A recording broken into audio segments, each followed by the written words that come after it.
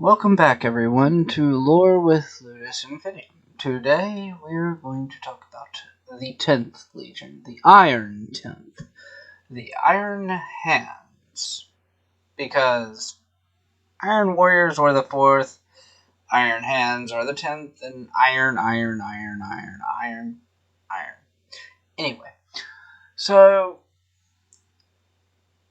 I'm doing a new format for my scripting for my lore videos, so I'm going to try this out. Let me know what you think in the comments. But let's get into the Iron Hands, and to an extent, the Primarch Ferrus Manus, because unlike other lore videos, I do have to talk about him a little more than other Primarchs for this particular video.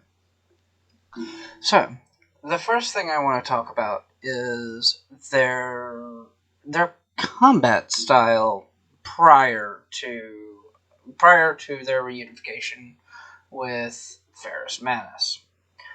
They specialized in set-piece warfare, which I thought was really interesting. They had a method called the Hammer and the Storm. And essentially what they would do is send out the Imperial Army, lure the enemy, be it orc or whatever, to attack the Imperial Army, and the Imperial Army would take heavy losses. And then the Iron 10th would arrive. And what's actually kind of fascinating about this is before they would join the battle,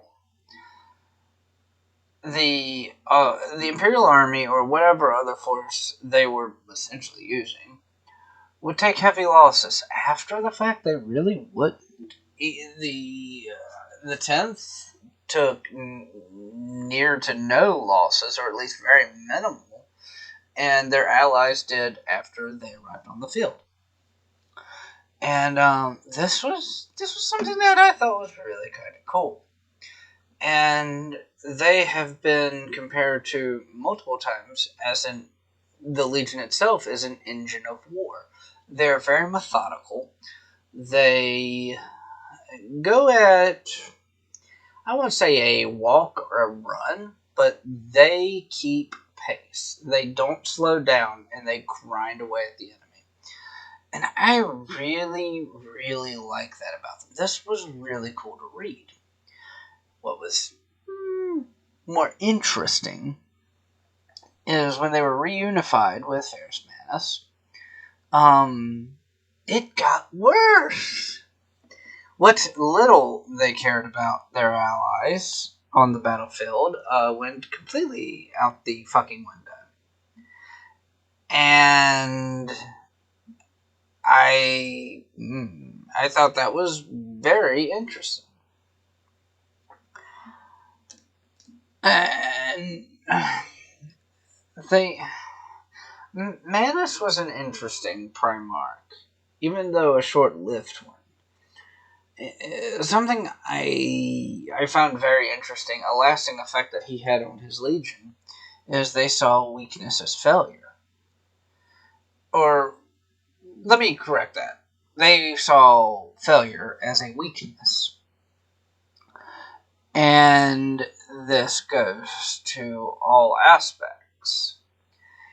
If their reflex is slow, well, bionic arms for everybody.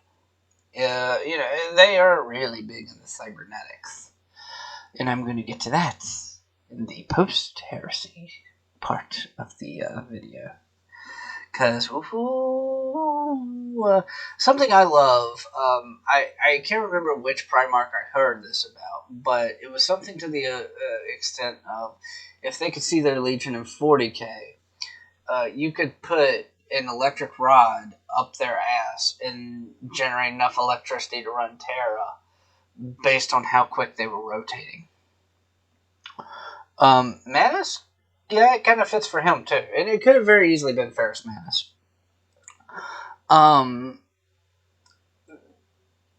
He was very much so against the idea of extreme cybernetics.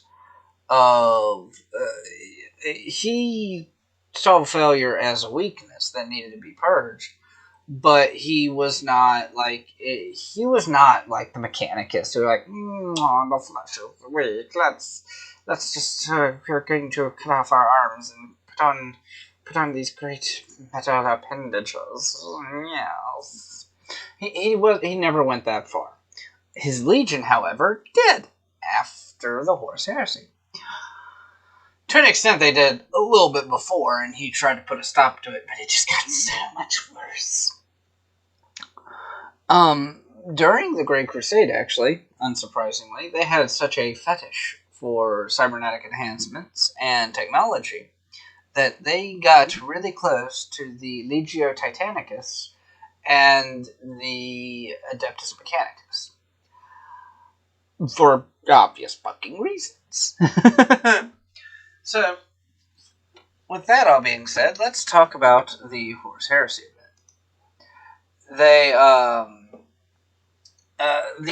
There's really only one event of any real significance as far as the Iron Hands are concerned in the Horus Heresy, and that is Istvan V, where they are part of a first group of Legiones Astartes to land and try and stop Horus, Mortarion, Angron, and Fulgrim and their respective legions. He was part of the first group with Vulcan and the Salamanders and Corax with his Raven Guard. And that was not a pretty fight for them. In fact, it is what ended up leading to Ferrismance's death by the hands of Fulgrim. And this would forever change the Iron Hands. First off, they got completely surrounded by traitor legions, including the other four at the time, which would be the Night Lords, Word Bearers, Iron Warriors, and who was the last one? Alpha Legion. Everyone forgets the Alpha Legion because they are not there and they do not exist. Ooh, spooky. Anyway, so they got completely surrounded and horribly decimated all three of the loyal legions. And the Iron Hands were no different. The main difference is they lost their Primarch right then and there. And this had a rather interesting effect. It was something that they went almost completely against his wishes, and to a hilarious extent.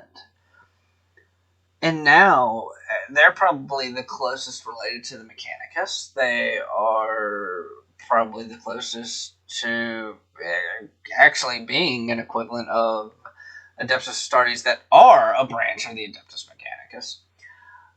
And they don't... How they split up was kind of interesting. And I want to do this in a different video because it deserves its own video. Because they didn't go into chapters per se, they went into clans. And they don't have a chapter master, they have a council, which I find very interesting, and I want to give it its own separate video on the uniqueness of it. But